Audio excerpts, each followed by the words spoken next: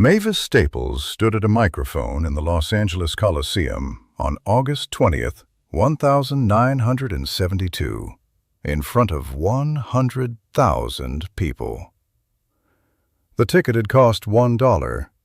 It was 7 years to the month since the Watts riots. The city around the stadium was still carrying what those 6 days in August 1965 had left behind.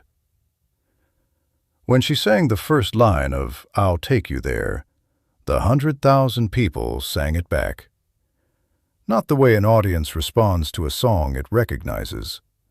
The way a crowd responds when someone says out loud the thing they have all been waiting for someone to say. Denise Freeman was 22 years old in August of 1972 and had grown up 3 miles from the Los Angeles Coliseum, in a Compton neighborhood where the Watts riots of August 1965 had not happened, but had been felt.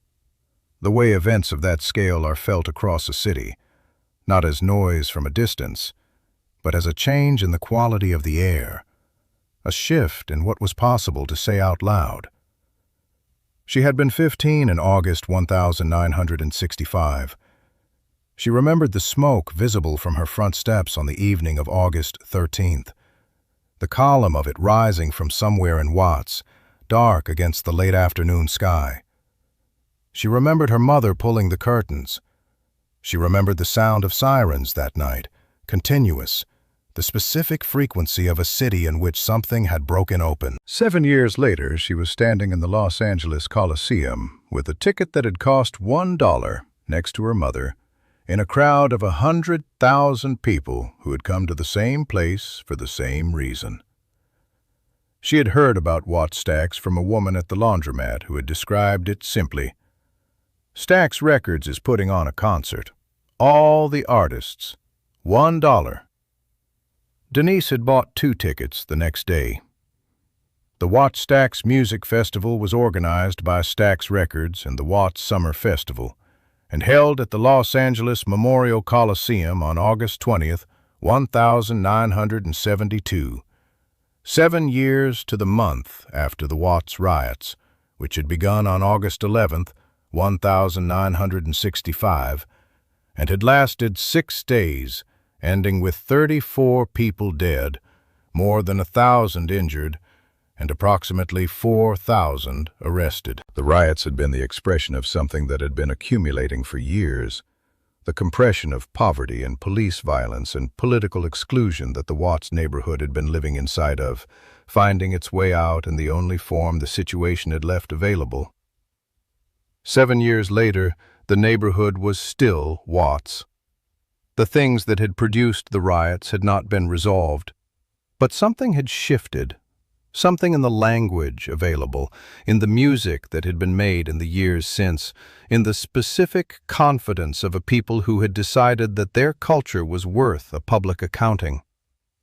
Stax Records priced the tickets at $1. 112,000 people came. The Staples singers had been performing together for more than 20 years by the summer of 1972. Mavis and her sisters Cleotha and Yvonne and their brother Purvis, alongside their father Roebuck "Pops" Staples, who had built the group from the family's gospel roots in Chicago and who had guided its evolution through the civil rights era from gospel singing into something that occupied the space between church and movement, between music and testimony. Pop Staples was born in 1914 in Winona, Mississippi, in the Delta country where the blues was made and the church kept the blues company. He had left Mississippi as a young man in the migration of black Southerners who understood that whatever their lives were going to be, the South as it existed was not going to allow it. He settled in Chicago. He bought a guitar. He played the specific sound of a man who learned music as something that contained the whole weight of where he was from, the Delta in the strings, the church in the voicing. He formed the family group in 1948, when Mavis was 9 years old, and built it around the gospel tradition that had been the organizing music of black church life for generations. Mavis Staples was born on July 10, 1939, in Chicago, the fourth of 6 children, the voice that Pops recognized immediately as the center around which the group would organize itself. She had a voice that was not like other voices in the gospel world, deeper, more direct, with a quality of authority that was not about volume, but about the specific certainty of someone who is not performing a conviction, but reporting it. She sang lead from the time she was a girl.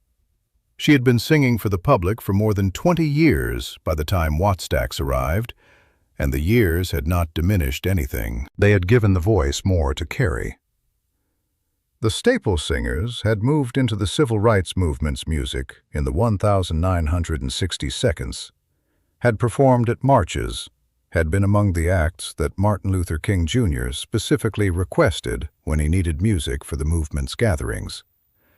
They had made recordings that were explicitly about the specific struggle of the specific moment, rather than the generalized spiritual testimony of the gospel tradition. When Stax Records signed them in 1968, they moved further into secular music while keeping the gospel quality in the sound, the church in the voice, the movement in the lyric. I'll Take You There reached #1 on both the pop and rhythm and blues chart in the spring of 1972. It was built on a groove that sounded like the church and talked about a place that was not heaven, a real place, or the idea of one, somewhere past the things that were dividing people and making them smaller than they were. Denise had been in the Coliseum infield since the early afternoon. It had been long and hot and full.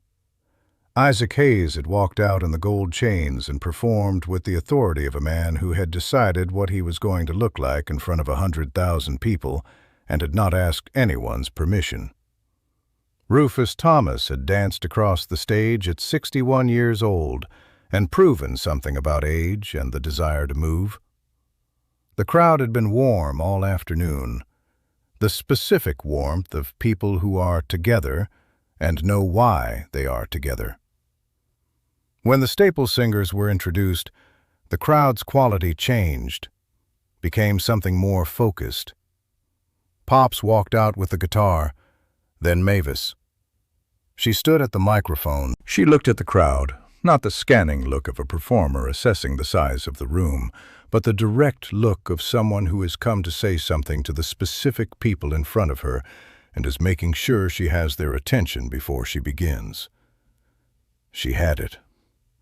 She began, "I'll Take You There," in the way the song begins, the bass groove settling into the pocket, the rhythm establishing its pulse, and then the voice, which enters slightly after the music has prepared the space for it.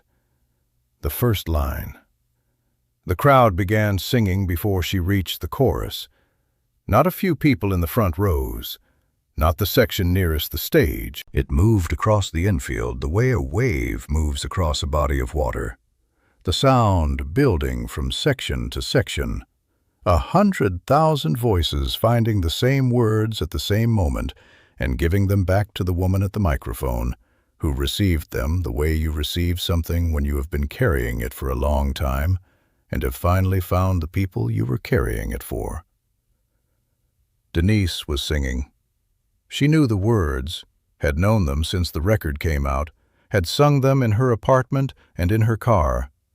But she had not yet understood what the song was until this moment, until the 100,000 people around her were all singing it at the same time in this place, which was Los Angeles, which was 7 years past August 1965, which was the city her mother had pulled the curtains in.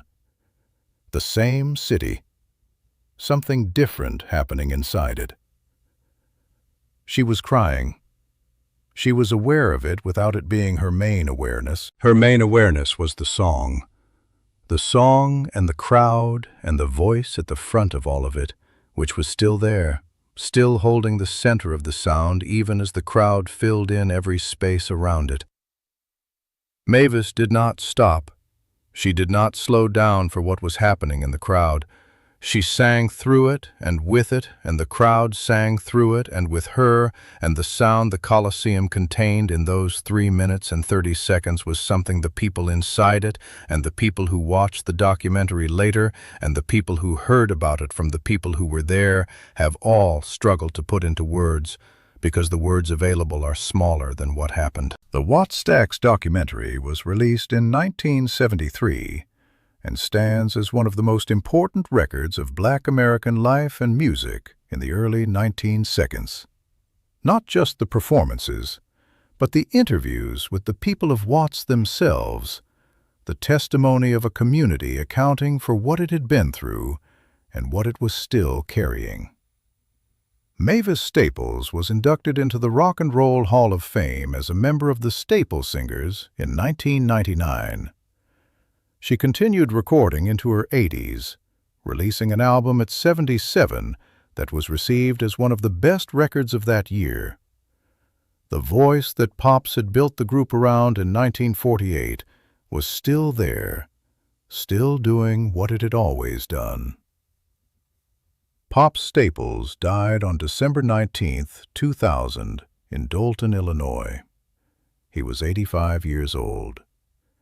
He had built the family group when Mavis was 9. He had guided it from Mississippi gospel through the civil rights movement and into the world, while keeping the gospel in the sound, because he understood that the gospel was not a genre, but a quality. The quality of music that knows it is in service of something larger than itself. Mavis has said in many interviews that she still hears his guitar, that she has always sung to it, even when it is not there. Denise Freeman stood in the Coliseum infield on August 20th, 1972, in a crowd of 100,000 people, singing a song about a place past the things that divided people. She had been 15 years old in August 1965. She had watched the smoke from her front steps. She had heard her mother close the curtains. She said years later that Wattstax was the first time she understood what the music was for. Not what it was.